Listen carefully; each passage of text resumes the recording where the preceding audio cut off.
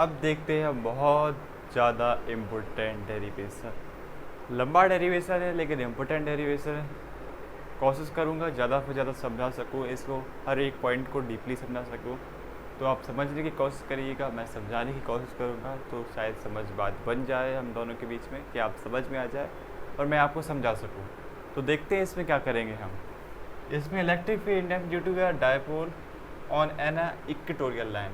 अब equatorial line का मतलब क्या होता है, और यहाँ पर क्या करना है, हमें एक डायपोल है, एक इक्वेटोरियल लाइन लेना है, उस पर चार्ज कैलकुलेट करना है। पहले हमने सेंटर के लिए किया, फिर हमने काय के लिए एक्सियल लाइन के लिए किया, अब हमें काय के लिए करना है, इक्वेटोरियल लाइन के लिए करना है। तो आइए देखते हैं हम उसे कैसे करेंगे। तो let A B is a dipole. सबसे पहले हमको एक डायपोल ए बी मान लेना है। तो यहाँ पर ले लेते हैं हम ए, और ये ले लिया हमने बी, ये ले लिया बी। इस पे माइनस क्यू चार्ज रख दिया, इस पे प्लस क्यू चार्ज रख दिया। अब यहाँ से क्या करना है, let A B is a dipole having two length. यहाँ पर मतलब इसके 2l लेंथ है, तो यहाँ पर एक ओ पॉइंट ले लेंगे, एक एल यहाँ से यहाँ तक के लिए, एक एल यहाँ से यहाँ तक, क्योंकि डायपोल की लेंथ तो सेंटर से मेजर करते हैं ना, तो टोटल मिला के 2l हो जाएगी। और यहाँ से क्या करना है, सेंटर से हमें एक पॉइंट पी लेना है। पी कैसे लेना है, इक्वेटोरियल लेना है। इक्वेटोरियल का मतलब कुछ नहीं होता, सीधा परपेंडिकुलर होता है। मतलब इसको हमको यहाँ से ऐसा लेना है, परपेंडिकुलर लेना है, तो वो हमारा इक्वेटोरियल होता है। तो यहाँ से हम पॉइंट पी ले लेंगे, यहाँ पर यहाँ से हमने पॉइंट पी ले लिया, ये हमने पॉइंट पी ले लिया। तो समझ में आया होगा, इक्वेटोरियल का मतलब क्या होता है, परपेंडिकुलर होता है। अब यहाँ से क्या करना है, हमें net electric field density calculate करना है। तो कैलकुलेट करने के लिए हम क्या करेंगे, इनको आपस में जोड़ देंगे। मतलब कि एक ट्रायंगल फॉर्म कर लेंगे यहाँ से हम। एक हमने सिंपली एक ट्रायंगल फॉर्म कर लिया यहाँ से। ट्रायंगल से जो ओ से पी की डिस्टेंस वो है क्या, हमारी आर है, और इन दोनों के बीच की एल है। मतलब कि ये क्या है, परपेंडिकुलर है, और परपेंडिकुलर के जो दोनों एंगल होंगे वो ये वाला भी 90 होगा हमारा, और ये वाला भी 90 का एंगल होगा। क्यों होगा, क्योंकि परपेंडिकुलर और परपेंडिकुलर कैसा होता है, वैसा 90 होता है। तो सिंपल यहाँ से पाइथागोरस लगा के हम ये वाले जो हमारी हाइपोटेनियस है उसको भी कैलकुलेट कर सकते हैं। तो हम सिंपल क्या करेंगे, H is equal to, formula तो जानते हैं ना आप, परपेंडिकुलर का स्क्वायर प्लस बेस का स्क्वायर। ये रूट इसलिए आ गया क्योंकि यहाँ से स्क्वायर हटेगा तो वहाँ पर रूट आ जाएगा। तो परपेंडिकुलर क्या है हमारे यहाँ पे, आर है, तो आर का स्क्वायर प्लस बेस क्या है यहाँ पर, एल है, तो एल का स्क्वायर आ जाएगा। तो ये हमारी किसके लिए आ गई, ए पी के लिए आ गई। तो ये हाइपोटेनियस यहाँ है कि हमारा ए पी है। और जानते हैं आप कि इक्वेटोरियल लाइन से ट्रायंगल क्या है, दोनों इक्वल पार्ट में डिवाइड हुआ। मतलब इतना ही ट्रायंगल इस तरफ है तो इतना ही ट्रायंगल का पार्ट इस तरफ है, मतलब दोनों इक्वल है। तो ये ए पी की डायरेक्शन, ये ए पी के लिए आई है हाइपोटेनियस, और ये बी पी के लिए भी आई है। तो दोनों की वैल्यू सेम होगी हमारे यहाँ से। ये ए पी के लिए भी आई है, बी पी के लिए भी आई है। तो यहाँ से हम लिख देंगे आर स्क्वायर प्लस एल का स्क्वायर, और इस तरफ भी लिख देंगे ये आर का स्क्वायर प्लस एल का स्क्वायर। ये हमने इसकी ये वाली डिस्टेंस भी फाइंड कर ली। अब सारी डिस्टेंस हो गई। अब देखिए फोर्स वाला जो इलेक्ट्रिक फील्ड इंटेंसिटी की वैल्यू किस तरह होगी। अब यहाँ पर हम क्या रखेंगे, एक टेस्ट चार्ज रखेंगे, पता है आपको। तो इस पॉइंट पे पर हमने एक टेस्ट चार्ज रख लिया, वो क्या होगा हमारा, क्यू नॉट होगा। तो ये माइनस क्यू, ये प्लस क्यू। तो टेस्ट चार्ज पता है ना आपको, प्लस का होता है। तो इन दोनों के बीच में इलेक्ट्रिक फील्ड होगी हमारी किस तरफ, इस तरफ, इस तरफ। ये हो गई हमारी E1, और ये बी आ रहा प्लस का, और ये भी प्लस का। तो इन दोनों के बीच में इलेक्ट्रिक फील्ड इंटेंसिटी की डायरेक्शन होगी वो इस तरफ होगी, इस तरफ। ये हमारी E2 हो गई, ये हमारी क्या हो गई, E2 हो गई। तो समझ में आया होगा आपको। ये माइनस प्लस वाले हैं तो ये इसके इस तरफ आएगा, और ये प्लस प्लस वाले हैं तो इसको ये दूर करेगा। तो इस तरफ इसका फोर्स लगेगा और इसका फोर्स इस तरफ लगेगा। इसलिए इलेक्ट्रिक फील्ड इंटेंसिटी डायरेक्ट इसकी इस तरफ हो गई और इसकी इस तरफ हो गई। तो इतना समझ में आया होगा आपको। अब यहाँ पर ये जो सबसे ज़्यादा समझने वाली बात है, यहाँ पर अब क्या करेंगे, इसको अब हमको दो पार्ट में डिवाइड करना हो, मतलब यहाँ पर इसको दो कंपोनेंट में अब डिवाइड करेंगे हम। लेकिन उससे पहले हम सिंपल यहाँ पर क्या लिख लेते हैं, पहले अच्छा चलो इसको डिवाइड करके ही लिख लेते हैं, वो आपको यहाँ पर अभी बोर्ड खाली तो लिखने में समझ में आएगा। यहाँ पर क्या करेंगे, हम एक लाइन ड्रॉ कर लेंगे यहाँ पर ये हमने एक लाइन ड्रॉ कर ली। ये हमारी सिंपल क्या है, एक लाइन है यहाँ से यहाँ तक के बीच में। तो ये डायग्राम अब ऊपर वाला बना रहा हूँ, तो ये डायग्राम अब सिंपल कैसा रहा, ऐसा रहा। एक ये इस तरफ, एक ऐसी कैसी रही, एक इस तरफ रही और एक इस तरफ। ये क्या है, हमारी E2 वाली लाइन है, ये क्या है, हमारी E1 वाली है। बीच में अब मैंने लाइन ड्रॉ की, तो देखिए एक रूल होता था हमारा क्या, डिवाइडिंग टू कंपोनेंट, मतलब ये इसको हम अब टू कंपोनेंट में डिवाइड करेंगे। तो सबसे पहले E2 के लिए बताता हूँ। तो E2 के लिए हम क्या है, एक लाइन तो हमारी ये थी, ये वाली लाइन, और एक लाइन हमारी E2 के लिए ये थी, ये वाली लाइन। तो सिंपल हम यहाँ से एक लाइन ड्रॉ करेंगे, ये वाली, ये हमने ड्रॉ की। तो हमारा जो रूल कहता है वो क्या कहता है कि जिस तरफ जिसके पास थीटा हो, तो यहाँ पर हम थीटा ड्रॉ करना, पहले आपको थीटा ड्रॉ करना सिखा देता हूँ, फिर ये बता दूंगा कि देखिए यहाँ पर थीटा होगा, तो यहाँ पर भी थीटा होगा, यहाँ पर थीटा होगा, यहाँ पर क्यों होगा, आप लोग जानते होंगे अल्टरनेटिव एंगल कैसा होता है, जेड पे बनता है, मतलब इस तरफ बनेगा तो इस तरफ बनेगा। तो ये क्या होते हैं, हमारे अल्टरनेटिव एंगल होते हैं। उसी तरह करस्पॉन्डिंग एंगल के हिसाब से यदि यहाँ पर थीटा की होगा तो यहाँ पर भी थीटा होगा, यहाँ पर भी क्या होगा, हमारा थीटा एंगल होगा। क्यों होगा, यदि एक लाइन में ऐसा कुछ है तो यहाँ पर एक एंगल बनता है, तो यहाँ पर ही बनता है। तो ये कैसे हैं, आपस में करस्पॉन्डिंग एंगल है, ये कैसे है, अल्टरनेटिव एंगल। तो इस तरह मैंने यहाँ से थीटा ड्रॉ कर दी, आपको सिंपल बात है, 10th क्लास पढ़ाई जाती, आपको पता होगी। तो ये मैंने यहाँ से थीटा ड्रॉ कर दी। अब देखिए यहाँ, अब आते हैं हमारे टॉपिक पे। तो यहाँ पर क्या है, यहाँ पर थीटा है, ये वाला क्या है, थीटा है, ये हमारे क्या है, P वाली है। तो जो वर्टिकल होता है ना, वो हमारा क्या होता है, वो हमारा होता है क्या, यह किसके लिए कर रहे हैं, E2 के लिए कर रहे हैं। तो ये हमारा जो वर्टिकली जाता है वो होता है E2 साइन थीटा, जो वर्टिकली वैल्यू होती है वो E2 साइन थीटा होता है। और जो थीटा के साथ होता है, मतलब जिस पे जो ऐसा जो एरो पड़ा होता है, वो हमारा जो एंगल वाला, तो वो क्या होता है, हमारा कॉस थीटा वाला एंगल होता है, ये हमारा कॉस थीटा वाला एंगल हो गया। तो इस तरह से ये E2 साइन थीटा होगा, ये E2 कॉस थीटा हो। इसी तरह E1 के लिए कर लेंगे। अब देखिए ये हमारी इसके लिए वर्टिकल लाइन ले ली, यहाँ पर ले लेते हैं, ये वर्टिकल लाइन ले ली। तो E2 की डायरेक्शन हमारी, E1 की डायरेक्शन किस तरफ, इस तरफ है, देखिएगा। अब यहाँ पर क्या करेंगे, हम यहाँ पर एक लाइन ड्रॉ कर लेंगे, ये हमने एक लाइन ड्रॉ कर ली। यहाँ पर क्या है, हमारा थीटा है, यहाँ पर थीटा है।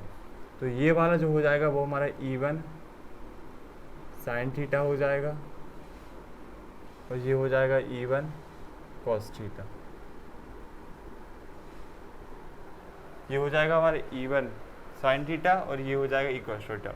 अब यहाँ पर ये आपको कंपोनेंट बनाना समझ में आया हुआ है। अब यहाँ पर एक बात और, जो वर्टिकल है E2 साइन थीटा और E1 साइन थीटा, ये दोनों आपस में कैंसिल हो जाते हैं। बाकी बचते हमारा क्या है, E1 कॉस थीटा और E2 कॉस थीटा।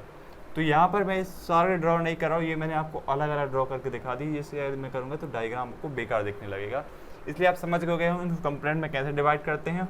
और E2 साइन थीटा और E1 साइन थीटा आपस में वर्टिकली हैं, तो वर्टिकली जो होते हैं ना वो आपस में कैंसिल हो जाते हैं। बाकी बचते हैं E1 कॉस थीटा और E2 कॉस थीटा। तो समझ में आ गया होगा, आप इसको इरेज कर देते हैं।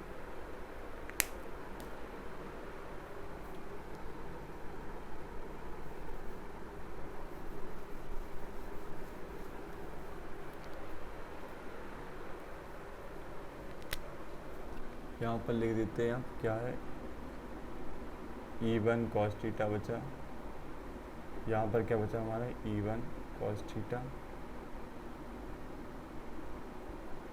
एक वैल्यू क्या आई थी हमारी, E2 कॉस थीटा।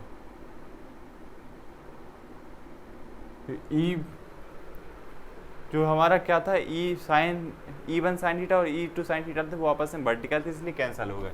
बाकी बचे क्या है हमारी, ये दोनों बचे हैं, बस ये दोनों वैल्यू हमारी बची। अब देखिए, अब हम सिंपल मैथ लगानी है यहाँ पर, अब कुछ नहीं करना है। तो हमें क्या इलेक्ट्रिक फील्ड इंटेंसिटी कैलकुलेट करना है। डायग्राम समझ में आ गया होगा, थोड़ा टफ डायग्राम है लेकिन आ गया होगा समझ में। अब इलेक्ट्रिक फील्ड इंटेंसिटी यहाँ से हम कैलकुलेट करेंगे। देखिए तो electric field intensity due to charge due to charge plus Q के लिए, प्लस क्यू नहीं, पहले आप इसके लिए कर लेते हैं माइनस क्यू के लिए, प्लस क्यू के लिए बाद में लेते हैं। तो E1 के लिए लिखेंगे यहाँ पर, E1 के लिए 1/4 पाई एप्सिलॉन नॉट क्यू, इसकी हमारी क्या है रूट R का स्क्वायर प्लस L का स्क्वायर, इन दोनों का होल स्क्वायर लगा देंगे।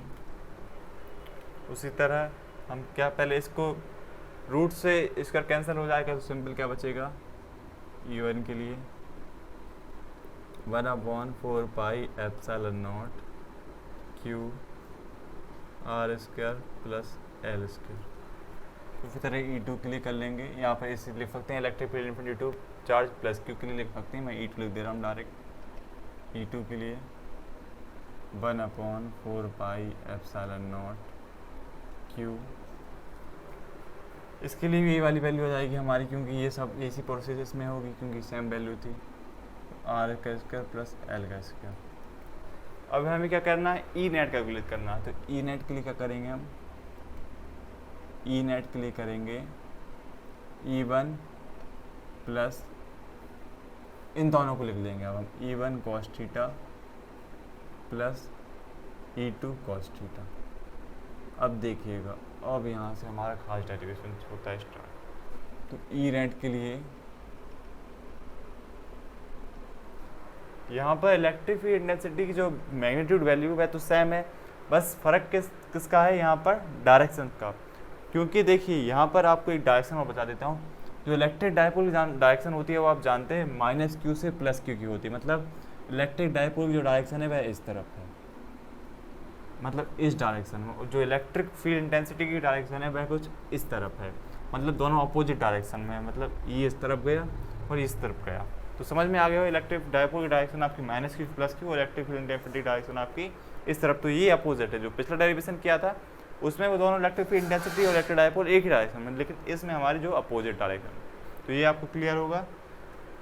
अब जो इलेक्ट्रिक फील्ड इंटेंसिटी E1 और E2 इनकी बस मैग्नीट्यूड वैल्यू सेम है, लेकिन इनकी डायरेक्शन तो अपोजिट है। E2 इस तरफ है और E1 इस तरफ है, तो दोनों की डायरेक्शन अपोजिट है। इसी कारण क्या होगा, मैग्नीट्यूड तो हमारा सेम है, तो हम E1 इजिकल टू E2 लिख सकते हैं। यहाँ पर मैं क्या लिख सकता हूँ, E1 इजिकल टू E2। तो यहाँ पर जो E2 है इसके लिए मैं E1 पुट कर सकता हूँ, E1 cos theta plus E1 cos theta. तो यहाँ पर E नेट की वैल्यू आ गई कितनी, 2E1 cos थीटा। ये हमारी वैल्यू आ गई 2E1 cos थीटा।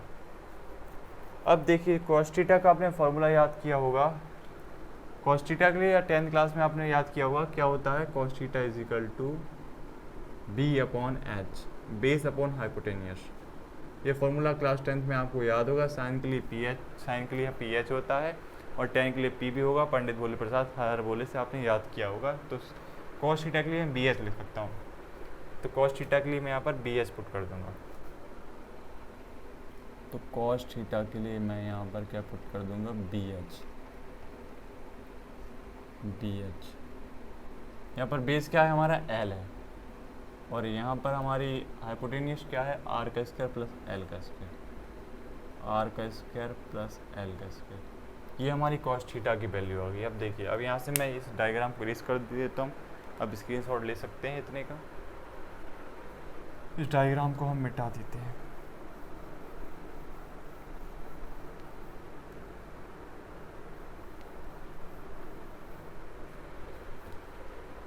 अब देखिए यहाँ से E1 की हम वैल्यू पुट कर देंगे। E1 की वैल्यू क्या है हमारी, ये है 1/4 पाई epsilon not Q R square plus L का स्क्वायर, इस वाली वैल्यू में। और थीटा की वैल्यू हमने यहाँ से निकाल ली, तो सिंपल E नेट के लिए अब हम वैल्यू पुट कर देंगे।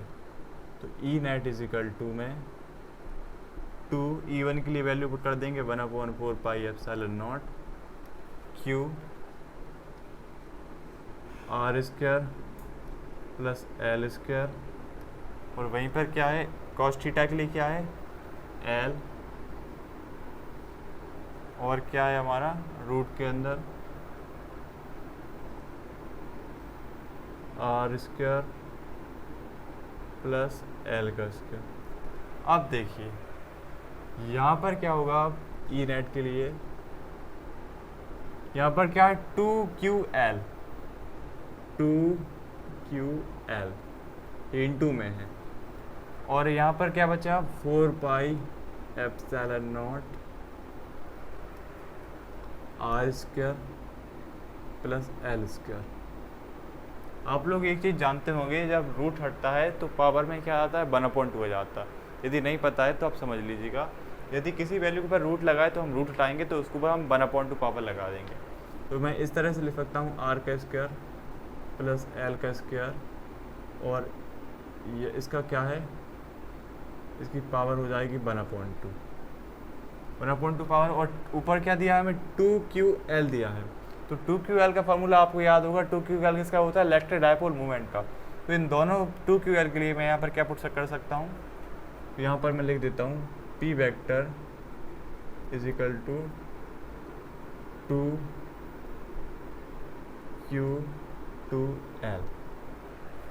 तो यहाँ पर मैं P वेक्टर डायरेक्ट पुट कर सकता हूँ। तो ई नेट के लिए क्या आ गया, ये सारी वैल्यू P वेक्टर के लिए हो गई, और ये हो गया 1/4 पाई एप्सिलॉन नॉट, यहाँ पर 1/2 पावर है और इसकी पावर कुछ नहीं तो 1 होगी। तो टोटल इन दोनों के लिए पावर क्या हो जाएगी आर का स्क्वायर प्लस एल का स्क्वायर। इन दोनों के लिए इसके लिए पावर 1 होगी, इसके लिए पावर 1/2 है। तो 1 देखिए यहाँ पर कर देता हूँ मैं इसको यहाँ पर, तो 1 प्लस 1/2, और इसका एलसीएम लेंगे तो इसके पावर में क्या जाएगा 2 आ जाएगा, और यहाँ से एलसीएम इसके लिए कुछ नहीं है तो 1 होगा। तो 1 से 1 के टेबल में 2 कितनी बार में आता है 2, तो 1 + 2 यहाँ पर 3/2 आ जाएगा। तो इसकी पावर कुल मिला के कितनी आ जाएगी 3/2 आ जाएगी। तो ये हमारी यहाँ से वैल्यू आ गई किसकी ई नॉट की। अब सिंपली देखिए, अब यहाँ पर शॉर्ट डायपोल के लिए जो पिछले वाले डेरिवेशन में किया था वही करेंगे। 4